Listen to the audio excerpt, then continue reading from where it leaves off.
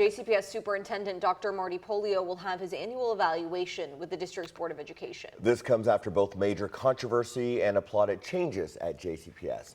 The district opened 2 new schools in West Louisville to start the year, but it was also plagued by transportation issues, with students both arriving to school late and getting home hours after school let out.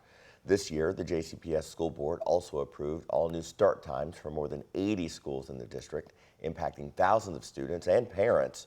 Tonight's evaluation will happen at 5 p.m. in a closed session, but we will work to get some information out of that meeting and bring it to you tonight on WHAS 11 News at 11.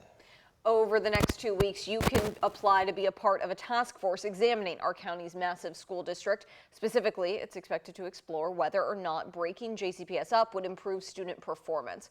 Starting in mid-July, 2 Jefferson County parents, a JCPS teacher, and a principal chosen from a list made by Dr. Polio will join lawmakers to analyze the way the district is managed. Lawmakers passed the resolution creating the task force in March. While it was a Republican-led effort, lawmakers on both sides of the aisle tell us they're hopeful this group will lead to productive conversations. However, State Rep Tina Bojanowski of Louisville did express some concerns. Based upon the document, there's a focus on unacceptable test scores, research in splitting up school district, research in refiguring our school board. They definitely had some leading information in that document that is concerning. Bojanowski says she appreciates an opportunity to hear the voices of those directly impacted. She also says she doesn't believe JCPS's raw test scores tell the whole story of how kids are doing. The task force co-chair, Republican Senator Mike Nemes of Shepherdsville, said the point is to dig deeper into what can be improved. So ultimately, is assessing the possibility of splitting the district, is that a goal of yours at all? No, not at all. It is like anything else. It could be a suggestion, and with the data for that and reasons for that or not would probably be in the report on why we should or should not be done. But as a goal, absolutely not. We have no specific goal except to make the schools better. You have until June 30th to apply, and you can find information to do that in this story on our website. The task force's first meeting will be July 15th. A new University of Louisville study reveals centuries of racial discrimination within the city's police department. Since the DOJ's critical report last March, the LMPD and its policies have been under scrutiny. This study traces its history dating back to 1778. WHAS 11's Alex Dieterer spoke with one of its authors and has more on the findings.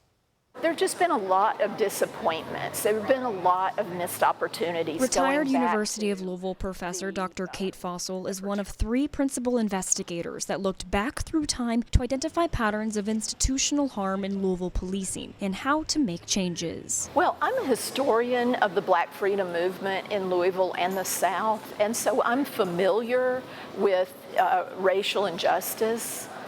And I was still fairly shocked by some of our findings, just the scope of it. The 64-page report called The History of Policing in Louisville was commissioned and paid for by the Louisville Metro Council in 2021 under then-Mayor Greg Fisher. Dr. Fossel says the report works as a counterpart to the 2023 Department of Justice report. Both reports coming to the same conclusions: repeated civil rights violations at the hands of Louisville officers. The main difference is our report reaches further back to the origins of policing in Louisville. At a time when the city is awaiting a consent decree, and LMPD Chief Jackie Gwynn Villaroel placed on paid administrative leave less than a week ago. We have had so many police chiefs recently, and there have been so many initiatives that haven't come to fruition. Dr. Fossel says findings of racial discrimination within Louisville police have persisted for centuries. And while she has hope for the future of Louisville policing, Dr. Fossel says the change has to come from the top.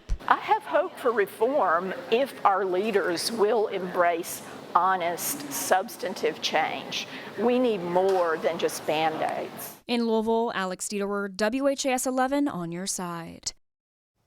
And if you'd like to read the full 64-page report, we've got a link to it in this story at WHAS11.com. 4 people linked to the case of a missing 8-month-old have pleaded not guilty to several charges in connection to her disappearance and suspected death. The suspects include the infant's mother and father, Cage Rudd and Tesla Tucker, her grandfather, Ricky Smith, and another man, Brody Payne. In court yesterday, investigators revealed drug residue was found in several rooms inside of the Ohio County home they all shared, including a room with a bassinet and a playpen. Last Friday, investigators said they found a baby's body inside a duffel bag hidden in the home. The remains are suspected to be those of 8-month-old Maya Rudd, who was first reported missing on June 6th.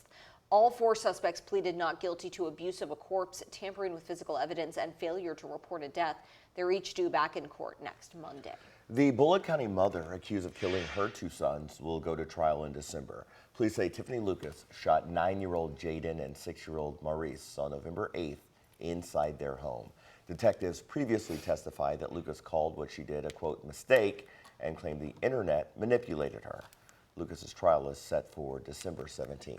Kentucky baseball will be moving on to the elimination bracket of the College World Series. That's after falling to Texas A&M last night. Now the Cats are set to face the Florida Gators.